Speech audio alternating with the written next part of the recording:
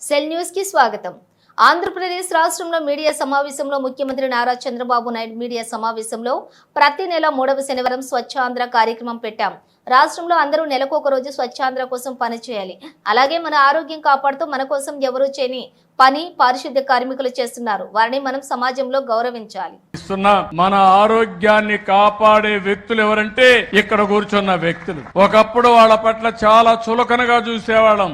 ఈ రోజు మన అందరిలో కూడా గౌరవం పెరిగింది. మన ఆరోగ్యాన్ని కాపాడుతున్నారు, మన కోసం పనిచేస్తున్నారు, ఎవరు చెయ్యని పని వాళ్ళు చేస్తున్నారు. అలాంటి వాళ్ళని మానవతా దృక్పథంతో చూడడమే కాకుండా సమాజం గౌరవించాల్సిన అవసరం ఉంది. ఈ విషయం మీరు గుర్తుపెట్టుకోవాల్సిన అవసరం ఉంది. అలాంటి వారి జీవితాల్లో కూడా ఎన్నో సమస్యలు ఉన్నాయి. వాళ్ళకు కూడా హామీ ఇస్తున్నాం. భవిష్యత్తులో మున్సిపల్ కార్మికులు ఎవరైతే ఉన్నారో వాళ్ళందరినీ ఆదుకునే బాధ్యత ఈ ప్రభుత్వం తీసుకుంటామని చెప్పి మీ అందరికి హామీ ఇస్తున్నాం. ప్రతి 3వ శనివారం రాష్ట్రంలో పనిచేసి అందరికి ఒకటే విజ్ఞప్తి చేస్తున్నాను. 30 రోజుల్లో 29 రోజులు మన కోసం పనిచేద్దాం. ఒక్క రోజు మాత్రం మీ ఆరోగ్యం కోసం, సమాజం కోసం ఆలోచించండి. ఒక్కరోజు పని చేయకపోతే కొంపలు కూలిపోవు. ఒక్కరోజు చదువుకోకపోయినా పర్వాలేదు, ఉద్యోగస్తులు పని చేయకపోయినా పర్వాలేదు. అందరినీ ఒకటే చెప్తున్నాను, మీ పరిసరాలు శుభ్రంగా పెట్టుకోండి. ప్రతి ఒక్కరు ఇల్లు శుభ్రంగా ఉండాలి. ఇల్లు శుభ్రంగా చేసి ఇంట్లో చెత్త తీసుకొచ్చి వేరే వాళ్ళ ఇంట్లో వస్తే మంచిది కాదు, రోడ్డు మీద వేసినా మంచిది కాదు. ఈ విషయం గుర్తుపెట్టుకోవాల్సిన అవసరం ఉంది. మేము ఈ రోజు చెప్తున్నాం, పొడి చెత్త అదే మరిగా ఏదైతే తడి చెత్త, ఈ రెండు సెగ్రిగేట్ చేయమంటున్నాం. మీ ఇంటికి వచ్చే మున్సిపల్ సిబ్బందికి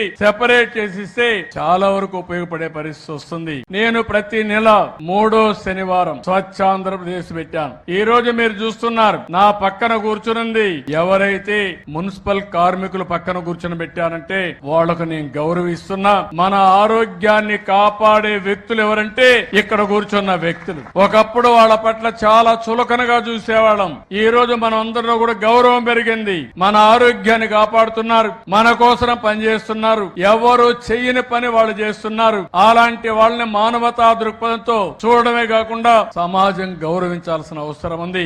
ఈ విషయం మీరు గుర్తుపెట్టుకోవాల్సిన అవసరం ఉంది.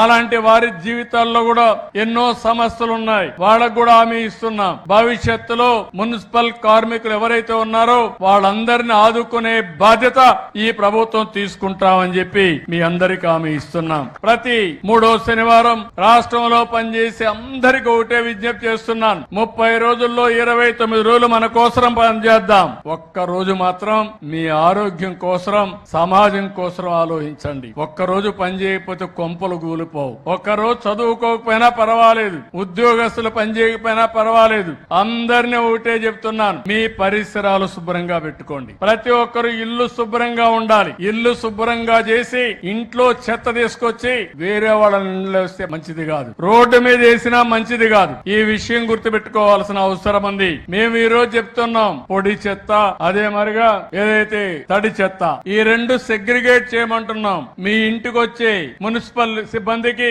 సెపరేట్ చేసిస్తే చాలా వరకు ఉపయోగపడే పరిస్థితి వస్తుంది.